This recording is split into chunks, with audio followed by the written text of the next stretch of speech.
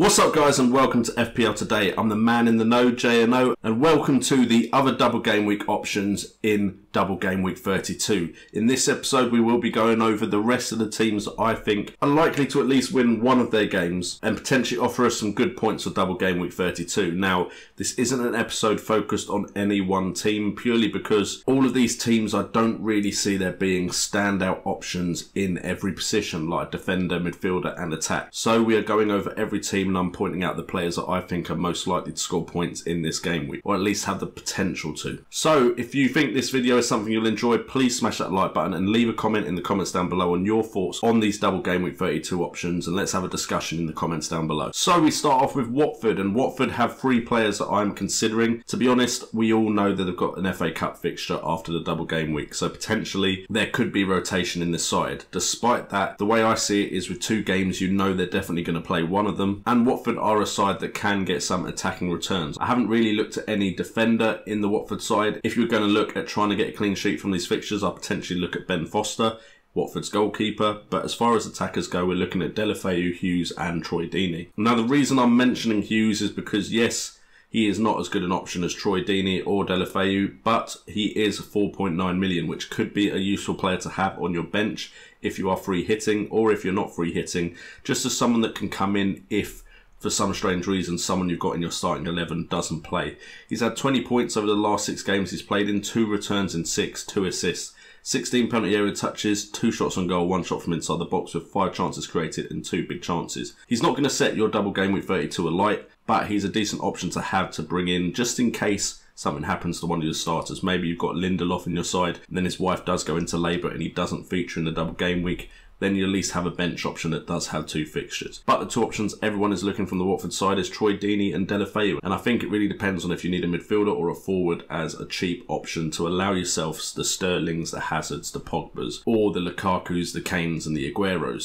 So for me, both of these options are decent options. We've got Troy Deeney at 5.9 million, 35 points, 3 returns from 6, 3 goals, 3 assists, 5 bonus points, 20 penalty area touches, 10 shots on goal, 6 from inside the box, 3 big chances, 4 shots on target as well, with 6 chances created and 3 big chances created. But Deulofeu has 43 points in the last 6 games he's played in, 4 goals, 2 assists, that's 3 out of 6 games returned in, 3 bonus points, penalty area touches at 25, 9 shots on goal, 7 from inside the box, 5 on target, 3 big chances with 2 chances created and 2 big chances created. Now they are very, very similar stats, but the potential with Deulofeu, because he's a midfielder, is those goals get him more points than they do for Troy Deeney. So both are viable options for your side. Again, it all depends on if you're going top heavy with 3 big hitters or if you're going for a big midfield. Potentially one of these 2 could help you out in your Double Game Week 32 side. We then move on to the Spurs options, and don't get me wrong, Spurs are capable of getting clean sheets in these fixtures.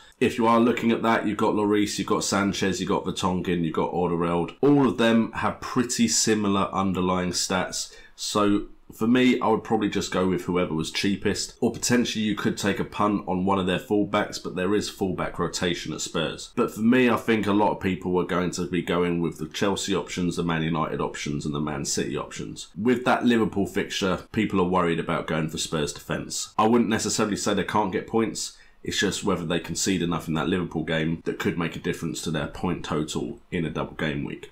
However, as far as their forward attacking options, they do have Crystal Palace at home and they have Liverpool away. Crystal Palace are a bit of a bogey side, generally not a high scoring game between the 2 of them, and Liverpool are Liverpool. But if they are going to get returns, it's going to be from one of these 4s, and it's the obvious ones. It's Eriksen, Ali, Son and Kane. If you really want Spurs coverage, who is going to be the best? Most likely it's going to be Kane. I know he's 12.5 million, he might be difficult to fit into your side, but Kane can score against the big teams and the small teams. 38 points, the highest point total out of all of them, 4 returns from the last 6, 4 goals, 1 assist, 8 bonus points, 43 penalty area touches, 29 shots on goal, 18 from inside the box, 11 on target with 5 big chances, 12 chances created and 2 big chances created. Now Kane has been slowly ticking over the goals, even though Spurs haven't looked as good as they did closer to the Christmas period. So at least with Kane you have that kind of assurance that he will get something from most of these games, which he has been doing even though Spurs haven't been playing that well. Then with the other options, you've got very similar point totals for Son, Ali and Eriksen. Son of course being the cheaper one, but not much cheaper than Dele Alli now. Dele Alli has the most returns from the last 6 games he's played in, with 3 returns from 6.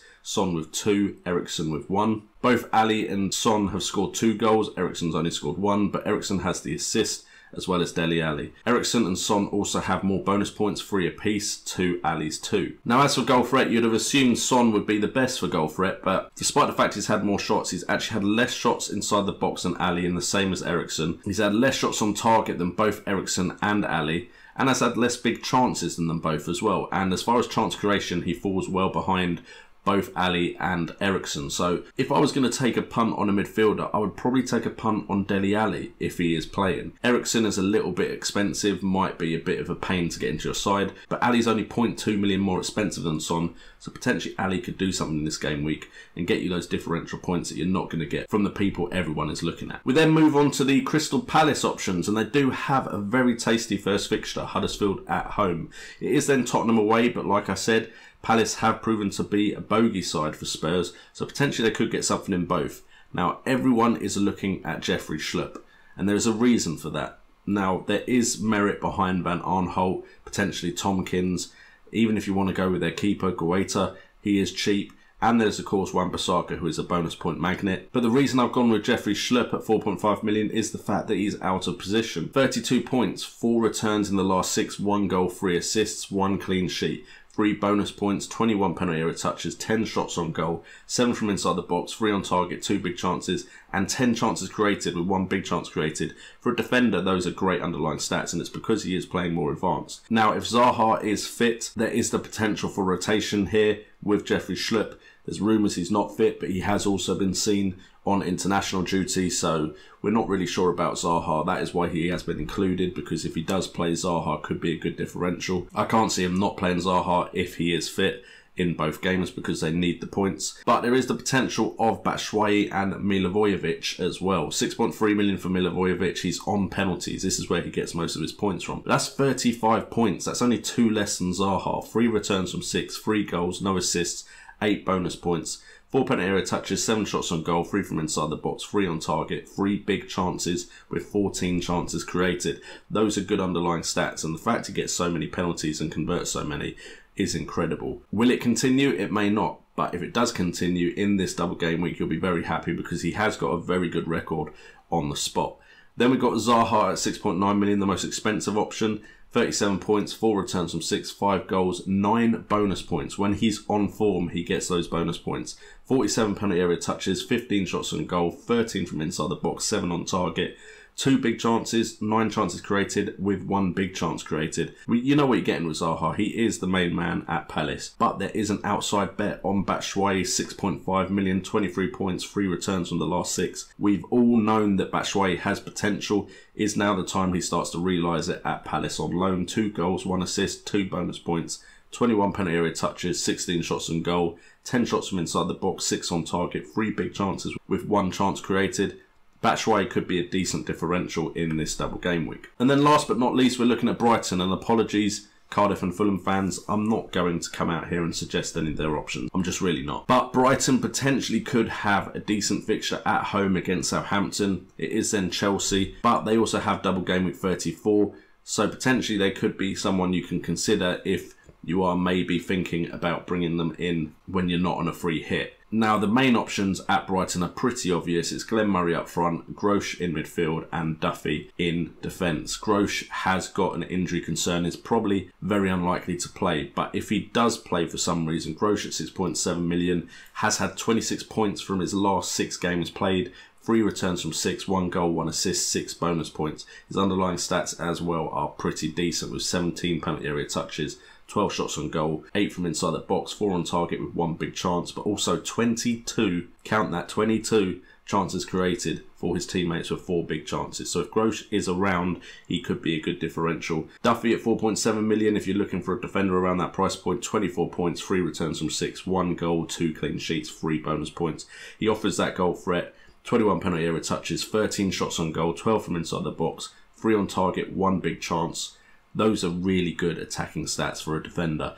And then Glenn Murray, 6.3 million, very consistent, very calm and calculated in front of goal. 23 points, 3 returns from 6, 3 goals, no assists, 2 bonus points. 26 penalty area touches, only 13 shots on goal. That's the same as Duffy. However, all of them from inside the box. 5 on target, 6 big chances. He's only had 6 big chances and he's scored 3 goals, so that is decent. And 1 chance created. So those are the Brighton options if you really want to bring in a Brighton player. And of course, their price point does help with you getting those big hitters in. Anyway guys, thank you so much for joining this video as always. If you've enjoyed it, make sure to like the video, subscribe and hit that notification bell. And also, let's get chatting in the comments down below. Thank you guys for putting up with me plugging myself for the Football Blogging Awards as well. We're going to have a break on that for now, and then if I'm nominated, unfortunately, probably will start again, but apologies for that. Make sure to check out all the links in the description if you want to support the channel in any way. I've been JNO, this has been FPL Today, and remember, it's all about the game.